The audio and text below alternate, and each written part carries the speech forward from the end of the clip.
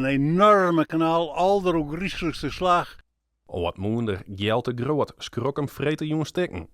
Ik dacht eerst dat de bliksem bij zijn huis inslaan wie, omdat het lacht naar de klap uitvoer. Maar dit weer net het geval. We zetten de zaak, we hebben het ongeveer per stappen erin, we sjuggen en boeten en de vrouw die staat de moeder zit in de bron. Nou, dat is geweldig schrikken. De groot wen het nijste moenen en bellen fotten dadelijks in twa.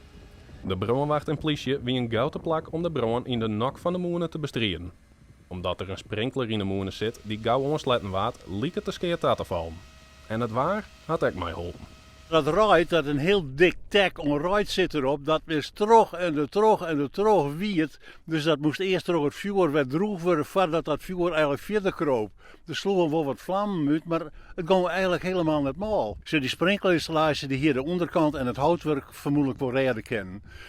Maar die bovenkap, al dat ruit, dat hier natuurlijk in een mum van tijd. Als het simmerdaai gebeurt weer, dan hier het in een mum van tijd hier die hele kap voor het west. Want kunnen moenen nou op het stuit überhaupt naar draaien, of? Zo in principe wel kennen, ja. Er zitten geen vitale delen in die monen die het rekken binnen of net meer werken. Dus hij zou draaien kennen, ja. Ja, is dat ook nodig in deze tijd, of?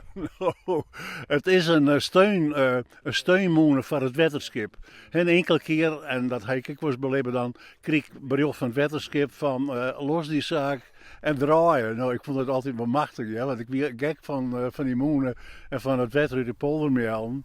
Sneeuwtemoorn had Stichting de Frieske Moenen met een ondernemer de skeer besjoen. De planning is om in alle gevallen de kap van de moenen deze week weer rein te maken. Het is nog net duidelijk hoeveel de uiteindelijke reparatie kost zal en wanneer die dien wordt.